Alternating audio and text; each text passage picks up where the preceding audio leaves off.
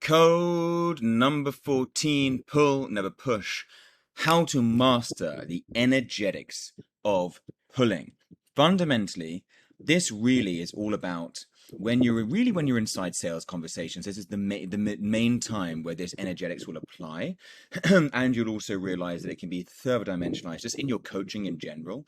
It's a very good coaching frame to have in terms of the energetics. What do I mean? Pulling is essentially asking questions to help people arrive and own at the right decisions for them. Pushing is pushing your agenda and your opinions on people. Now, this is the way that I like to describe this is the two hands example. So you got that image there as well, right? So let's say this is your hand here, and let's say this is my hand here. If I push against your hand, what are you going to do? You're going to push back. It's the same thing. If I'm pushing my agenda, my opinions, my beliefs that you need to buy my program, whatever it might be, onto you, what are you going to do? You're just going to push back. You're just going to push back. And that can happen directly in terms of what I say and subtly in terms of the energetics of what you feel. Okay? So I'm going to go through some examples of this. And I'm going to further dimensionalize this idea of pulling over pushing. Really, the secret to great coaching is by asking questions. Why? Well, the worst thing that you can do is, as a coach, is tell people your opinions, right? Because then what you're doing is you're pushing. You're not serving anybody that way. What you want to be doing is asking them questions so you can bring forth the insight out of them that's already inside them. The way that I like to describe this is the way that I used to teach this when I was a sales trainer is imagine when you're selling to somebody, imagine they have a yes inside their head, and that yes is trapped in a maze. And the only way your job as a salesperson is to get that yes, which is on a string, and guide it through this maze out of the mouth so it says yes. That's the imagery that I used to have. You can't do that by pulling. You can only do that, you can't do that by pushing. You can only do that by pulling. You want to be pulling that yes out of their mouth. And the way that you do that is by asking questions. Your power is in asking questions all the time. At every opportunity, we should be asking questions. Like really, I would say 80% of the energetics of push versus pull is questions and asking questions as opposed to pushing your opinion. But it's also a little bit subtle as well. It's the rapport and the subtlety. So let's dimensionalize this for you. So the secret is in asking questions that are pushing your opinions. So examples. Again, some of these are very, very subtle. Some of them are a little bit more obvious, but when they're all compounded together, you become a master of this energetics of pull versus pushing. So when you offer an insight, so an example of, let's say you're inside a coaching conversation, you want to give somebody an insight. The way you do that by pushing is by just telling somebody, hey, let me tell you this, or you're doing this, or you're doing this. You're just telling people, you're projecting your opinions onto them. What's much better to deepen the rapport is just to slow down one move. And instead of just chucking your opinions and your insights onto people, you want to invite them into the possibility of learning what your insight is. That way, instead of you forcing it on them, they make a decision to hear it. Can you see the difference? They're taking little micro yeses towards you as an expert every single time you ask them if they would like to hear about your insights, your gold, or insights, or your gold that you have, or anything you have valuable. And it's subtle because really, when you get to the end of the conversation, if you've done this 5 times, they voted to hear your expert opinion 5 times, as opposed to you forcing it onto them. Make sense? It makes it land so much more powerfully, and it deepens the sense of rapport you have with them. So, for example, when you don't push an insight on somebody, instead say, hey, I have an insight which I think might be valuable for you. Would it be valuable if I were to share it with you? It's just polite, it's respectful, it's in harmony, you're not positioning yourself as superior to them, and it enables you to really maintain a very deep sense of rapport. Remember, this is a relationship game of 2 equals coming together. Sure, when they become your client, you're a leader and all these kind of jazz. But fundamentally, you know that you are 2 equal spirit souls. There's no hierarchy in this, right? You're playing different roles. And at some point, you're a leader. But fundamentally, you need to be deepening your rapport with this person. And fundamentally, the energetics, the deep core energetics of sales is, I'm not a salesperson here to push my opinions and agenda on you. I'm someone that loves you and is an assistant buyer. And I'm going to reveal myself as an assistant buyer on your wavelength throughout this whole entire process, despite the fact that I'm also coming across as an authority and a leader, right? Or at least as a leader, an authority in what I know. But I'm going to be respectful in that. And so fundamentally, we've got this really deep sense of rapport that's occurring. So when you get to objections, they just know this person's on my team. This person's on my team. They're not pushing anything onto me. They're not pushing anything onto me. And if I take a step towards them, they've asked me if I want to take a step towards them, and I've owned that. Can you see how this works? I'm just going to, basically, this is it in a nutshell, and I'm just going to just slam dunk it from a whole bunch of different perspectives for you, some of which will sound very, very similar and repetitive. So, for example, if you want to offer a tool, one thing you could do is go, oh, I've got something that's going to be amazing for you. So, for example, I remember I did a lot of market research recently, and one tool that kept occurring inside this market research was I have something called the infinite lead generation formula. Because some people would be like, oh my God, I hate social media. How on earth do I get clients out of social media? Then I would say to them, instead of saying to them, I have something called the infinite lead generation formula, let me tell you it, it's this, dun, dun, dun, dun, dun, dun, dun, dun, dun. What I did, and it was really funny for me to watch their reaction, because it was almost like, they were like, fuck yeah, I want to hear. Why are you even asking me? Of course I want to hear. But it's so much better to always ask people if they want to receive coaching from you, if they want to receive an insight from you, if they want to receive a tool from you. Ask them if they want, when you're ready, I'm going to come on to this as well, when you're ready to tell them about your program, instead of just telling them, ask them if they want to hear it. This is you pulling them, not pushing. Get it? Get it, get it, get it, get it, get it? So I would say to them, oh, amazing, thank you. So I'm hearing you've got some huge challenges when it comes to lead generation. Well, actually, I've created something called the infinite lead generation formula. I think it's going to revolutionize your business. Would you like to hear it? Yes. So much more powerful delivered that way than just pushing on them. Can you see why? What I'd love you to do, and I've never asked this in any of these codes training, so really listen to this. What I'd love you to do is I would love to hear, because it's very esoteric what I'm talking about now. There's tangibility and there's esoteric. There's unseen wisdom and knowledge and energetics, right? We're playing in the energetic arena. So what I'd love you to do is, when I finish this particular section of this training, pause it, go into school and write down why you feel pushing, what insights have occurred for you, why pulling, not pushing, is so much more powerful. The same thing when you're offering a reflection, because you see these are very repetitive. Same thing you offer a reflection. Instead of saying, you are this, you are that, it'd be like, hey, would it be useful for you if I were to offer a reflection, and share with you what I'm seeing is occurring? Can you see? You're pulling them towards you instead of pushing them. Instead of pushing your opinions on them, you're pulling them towards you. So what you're doing is, the subtlety is this, is you're going to tell them your opinions anyway, and they might be fucking revolutionary, amazing. So option one is you tell them your revolutionary idea and push it on them. Option number two is, just before you tell them your revolutionary idea, you ask them if they want to hear it. Ooh, excuse me. My goodness. You ask them if they want to hear it, deepening your rapport. Just had a sneezing fit. My higher self is agreeing.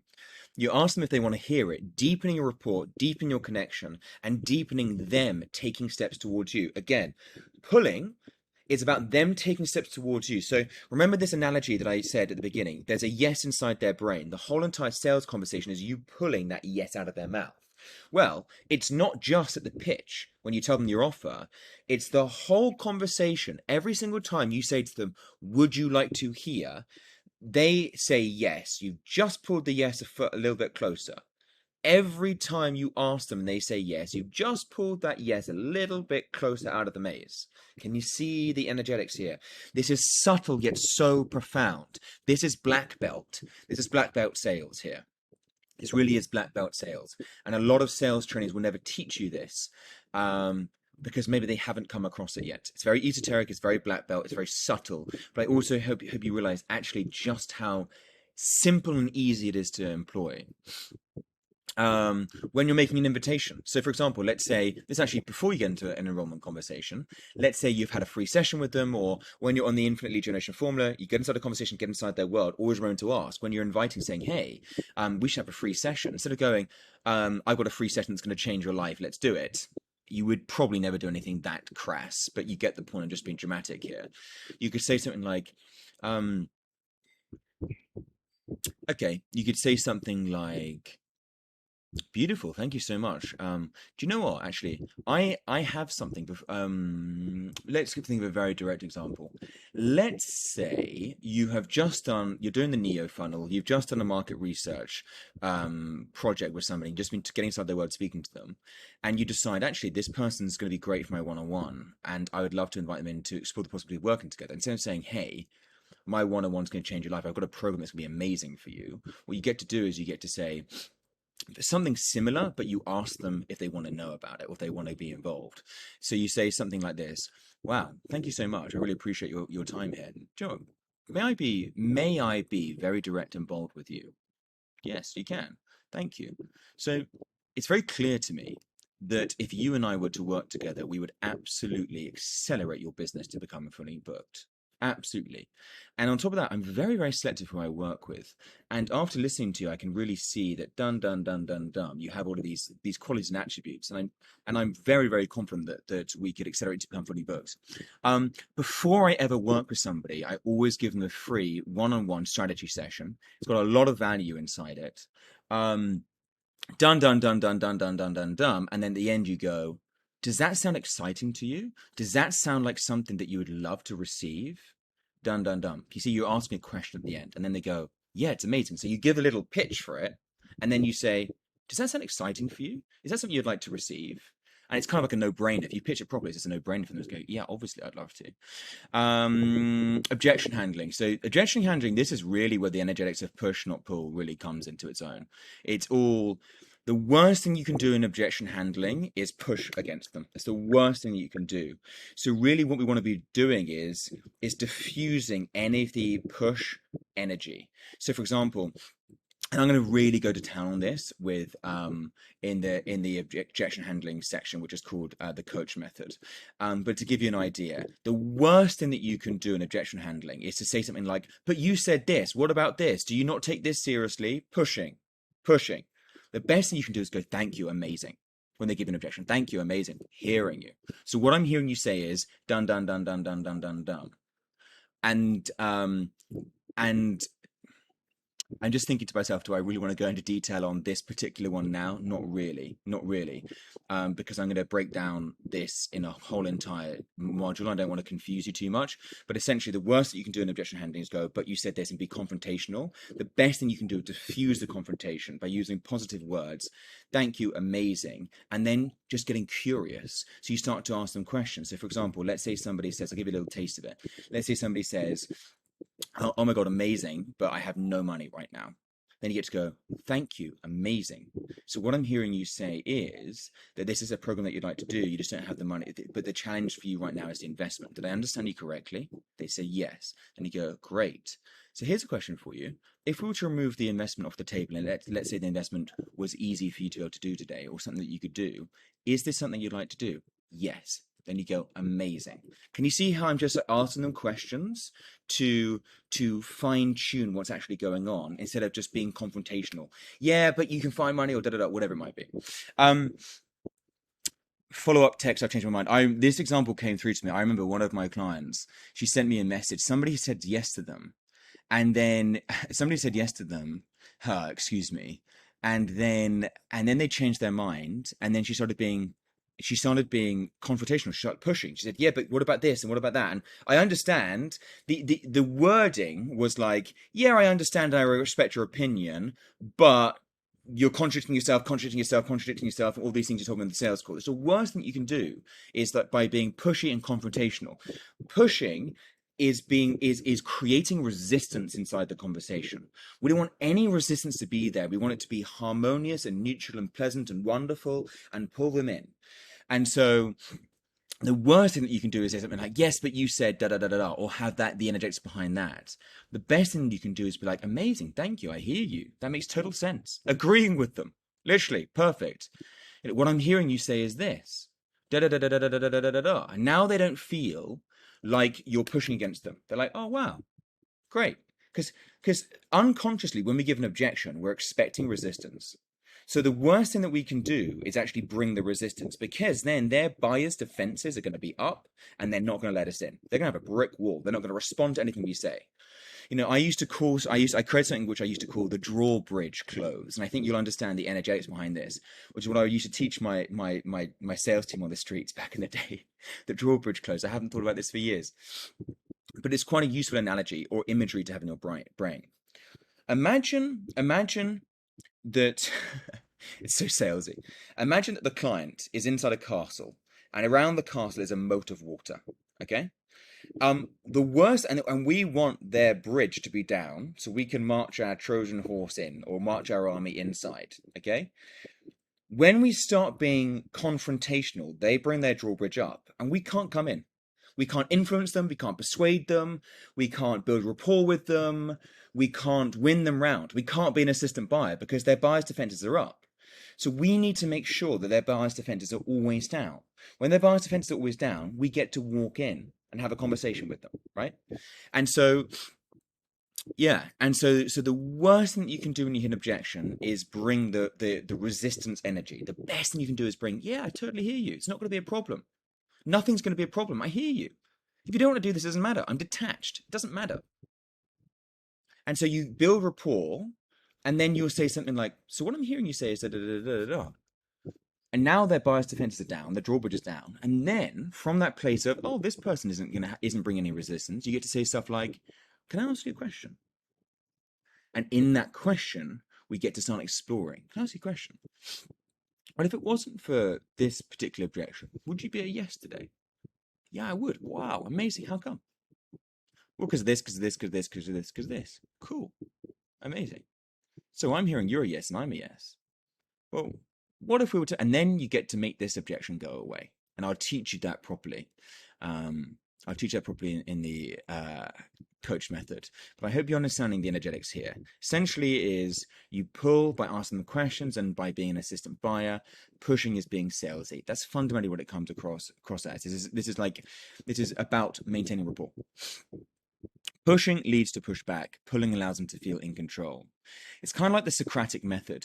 So if you don't know the Socratic method, Socrates is a famous Greek philosopher, and he had this theory, which basically the idea is that every single last human being already knows the answers to everything.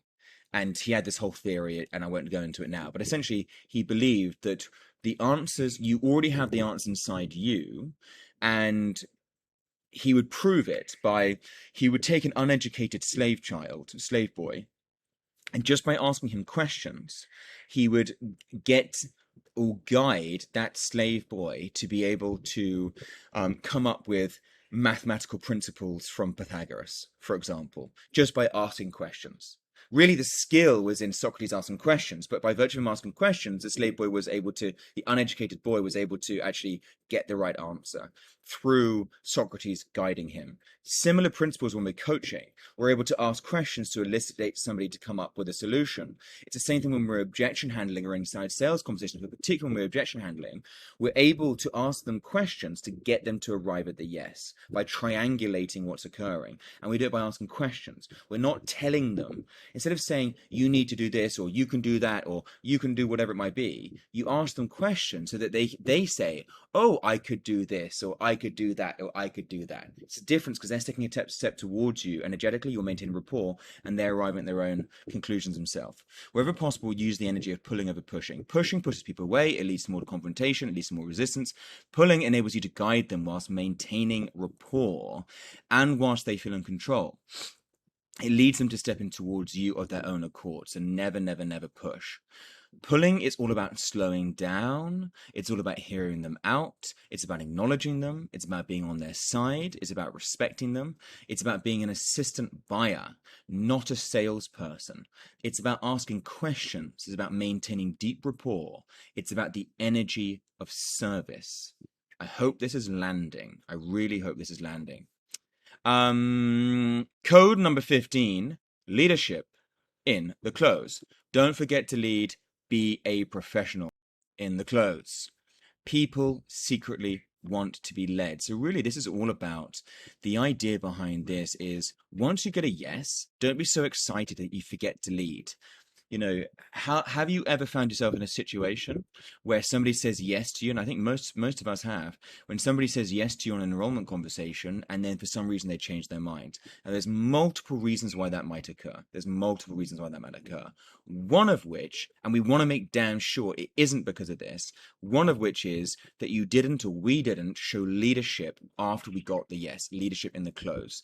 So make sure that you do show leadership in the close. I'm going to show you how to do this to make sure that if somebody does end up changing their mind, it's not because of this, because there's no excuse not to get this right.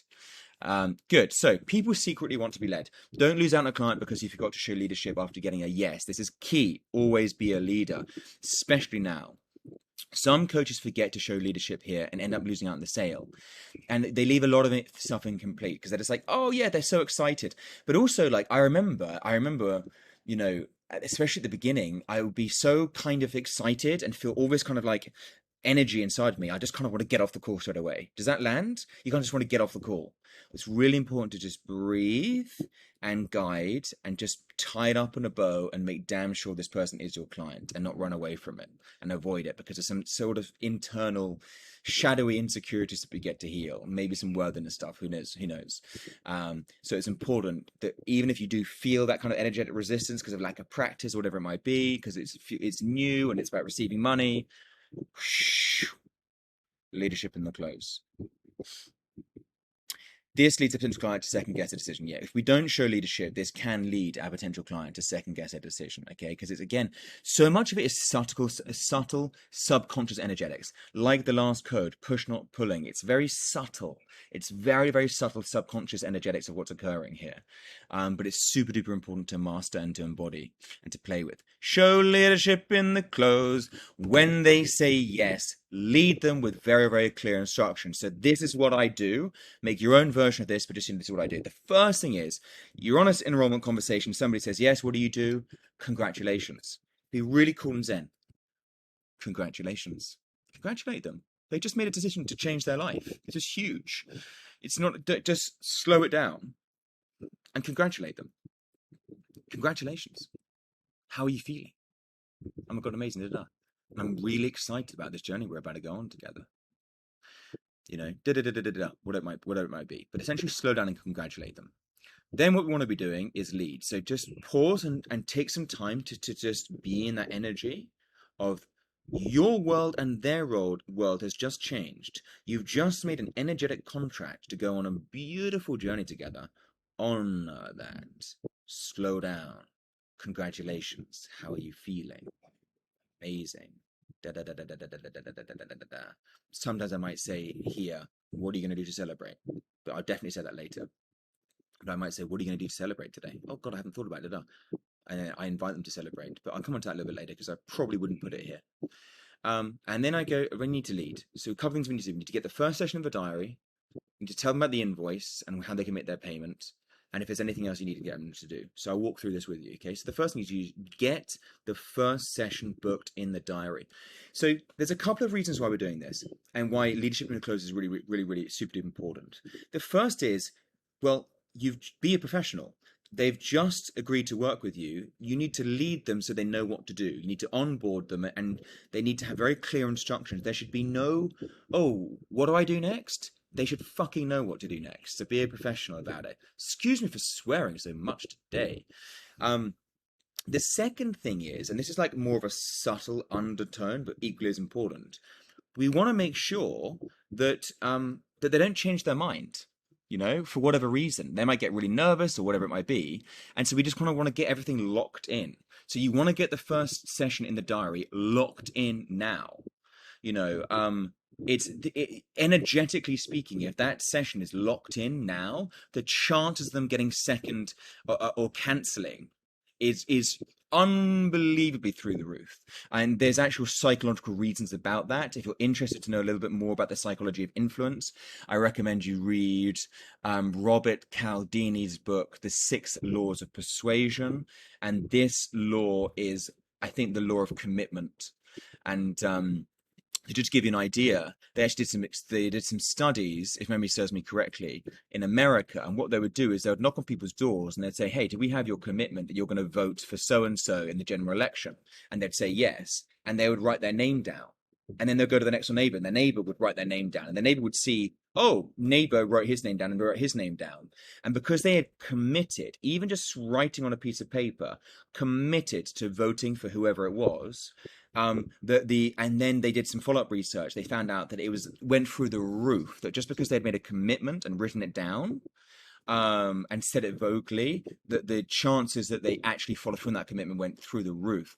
So to give you an idea, when I used to do sales on the street, what I would always do is I would start filling out the order form of the person I was talking to before they even agreed to a yes, because it was kind of like on an energetic level, I was filling in their details. I'd be like, oh, would you prefer this and prefer this? I was filling it in. So it's almost like on some sort of energetic level, they were kind of committing to it as well. It was the energetics. Got very into the energetics, all this kind of stuff, which you don't necessarily need here, but just know that there's a lot of depth of experience of energetics when it comes to sales that I'll be teaching you. So if I tell you or suggest you do certain things, know that there is thinking behind it. Whether you need to know the thinking or not doesn't necessarily matter, but I'll do my best to dimensionalize it and just let you know when it's there. So congratulating them, that's really important. They're like, yeah, amazing. What are you going to do to celebrate? Now they're off to go. They're going to celebrate. They're locking in.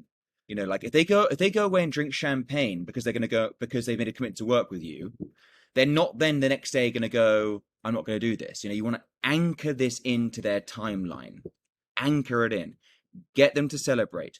I'll bring that up and again a little bit later. Yeah, here, can you see here? I do it at the end here. So congratulate them first and foremost. Slow it down. Notice your reality. I say to people, your reality has just changed. Sometimes I used to send a follow-up message to people saying the universe has just shifted. Really anchor it in. Get the first session in the diary. You put it in the diary, they've made that energetic commitment. They're more likely to follow through. And you want to get it in as close to your date as possible and lead and say things like, I remember once booking somebody and they're like, yeah, let's do it in 2 weeks. No, I was like, no, momentum is seriously key. The next availability I have is in 48 hours this time. Can you do it? Boom. Get it locked in. Obviously, there's some times where they might be going on holiday, etc. So again, this is super duper important. They're going away on holiday. You still want to really be getting things locked in as much as possible. You know, side note here, just in terms of the energetics of commitment, I remember once having an enrollment conversation with somebody that became a client, and he said yes. He then said, look, I can't start for another 2.5 months. That's a long way into the future. Remember the half-life of enthusiasm and momentum. It's a code which I don't think I've taught yet. It's coming up. Remember this. This is a good example of this. You want to get things locked in. And so he said, look, I can't start until a month and a half time, but I'm 100% in. And I said, great, amazing. And so what I decided to do was get him to pay now. And, you know, he was essentially saying, quite directly, so I'll pay then. And I said, yeah, thank you, really good. What I think would be would serve you even more powerfully, we'll get you locked in now, and we'll start voice noting in between. So we're going to start coaching now. We'll have our first session 2.5 months, but we're going to start Voxer voice noting now.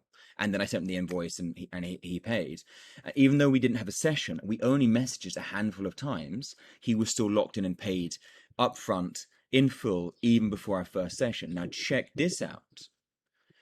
In 2.5 months into the future, around the time when we had our first session, he realized that he had made some investment mistakes and had basically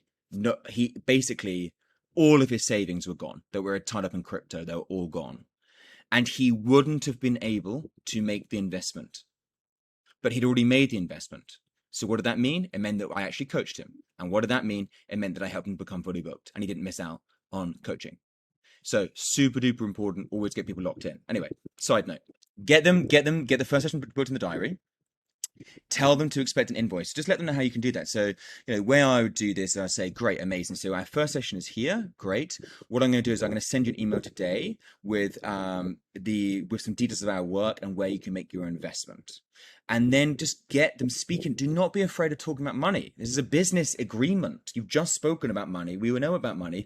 Talk about money. It's cool. You're allowed to talk about money. And then go, and just lead, just tell them. So you say, I'm going to send you an email today with where you can make your investment. Are you able to make your investment today? Say that. And if they say yes, go great. So you make your investment today. And then once you've made your investment, what I always like to do is, well, I'll unpack this a little later. I say, once you've made your investment, I'm then going to send them something after they've made their investment. And I'll explain why this works later. I'll send you exercise 1 for you to complete prior to our first session. That's it for now. I don't want to keep any, and you don't want to give them too many things now. Right now, number 1, you get them booked in the diary. Number 2, the only instruction that they should have right now is paying you. Don't give them a shit ton of homework to do. This, again, every rule is there to be broken. But what we want to be doing is not giving them 5 things to do. We want to give them 1 thing to do, which is pay you. Get that paying in ASAP. Then we can give them all the other things to do. So slow it all down. Go, great. So we want to keep things simple now. Put the thing in the diary, and get them to pay you. Okay, cool. I hope that's landing. So repeat myself. Number 1, congratulate them. Number 2, get this session in the diary and lead them here. Go, great, congratulations. Then go, great. We've got 2 things to do now. Number 1, we're going to get first session in the diary now. So open up your calendar. Tell them, don't ask them. Tell them, open up your calendar. Is this a good time for you usually? Yes, it is. Great. Cool. The earliest time I can do is in 2 days' time. Does that work for you? Good. Maybe it's going to be a week's time. Doesn't matter, but as soon as you possibly can. Okay. Then you go, great. Then what I'm going to do is I'm going to send you an email in a few hours or straight after this call with a few details of our coaching and also where you can make your investment. Are you able to make your investment today? Hopefully they'll say yes. If not, find out when they can and make an agreement of when they can make the investment, and then go, great, cool. So I expect that in 48 hours. Wonderful.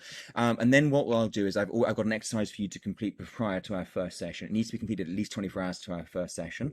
I'll send that to you once you've made your investment.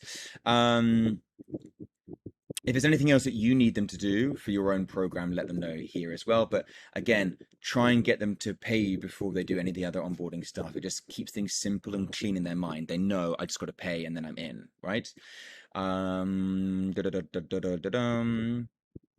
Cool. And then there's a couple of things that I do here as well, which is good. So we want to be using language like, now I'm your coach. Now I'm your coach. This is what you can expect from me. Now you are my client. Start speaking like that. Really anchor in that they're your coach. Okay, so now I'm your coach. Now you're my client. Use that kind of energy and that kind of language when you're speaking to them and in emails and in correspondence. Don't go over the top, but just know that you can start speaking like this, and just, even though they haven't paid you, you take them at their word and you speak like that. What I also do as well is, so I do that. There's 2 steps. Number 1, get them booked in the diary. Number 2, let them know that I'm going to send them an email where they can make their investment, and then slow everything down and let's bring back some fun. And I'll go, right, so I've got 2 more things I'd like you to do. Okay. So I guess I do actually give some homework. And so the first one is, I say, what are you going to do to celebrate today? And then they go, oh, wow.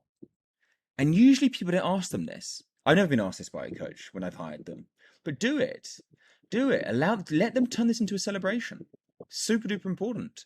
And really get them to anchor in this decision that they've decided to make with you, and ask them what they're going to do to celebrate. And then I would say over 50% of the time they say, I don't know. So then I say, great, well, this is what I'd like you to do, is have a think about what you're going to do to celebrate, and then send me a message tonight letting me know what it is. Okay.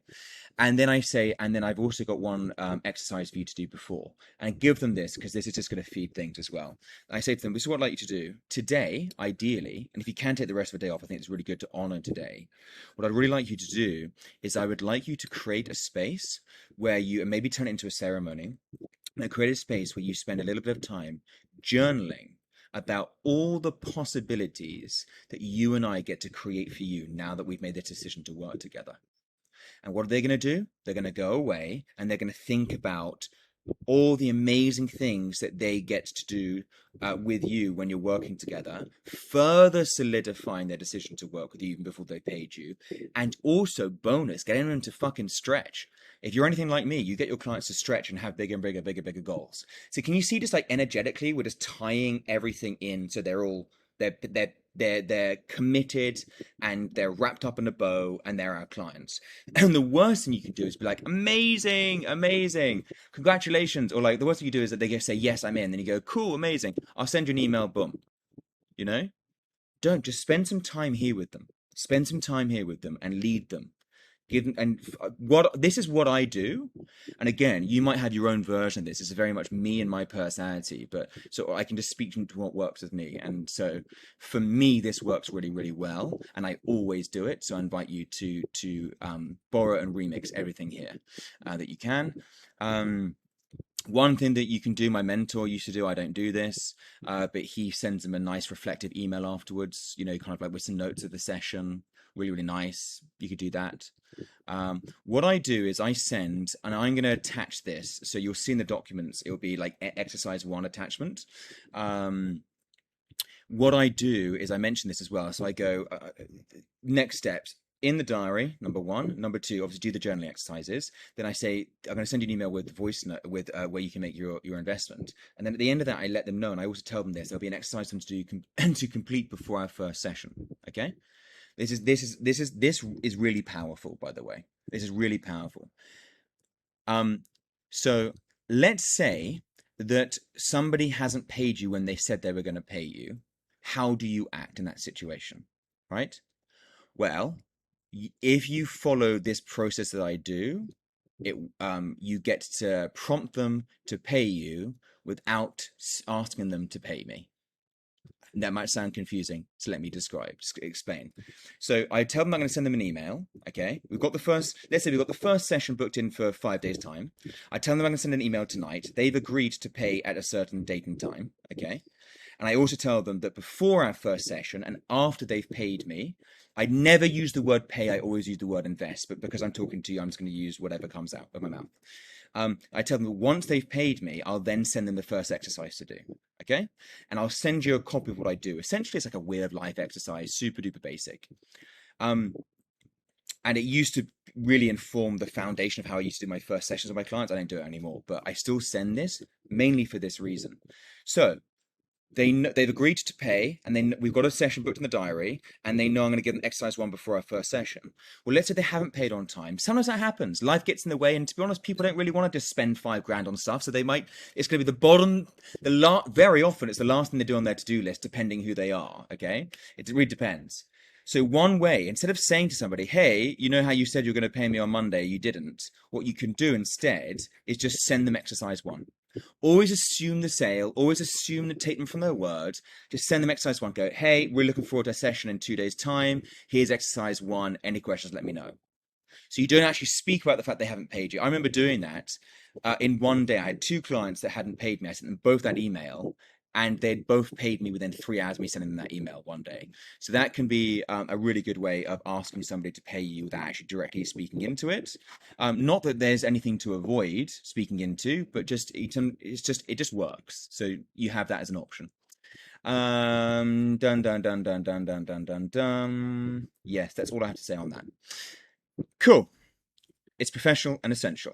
Thank you. Possibility, not affordability. Code number 16.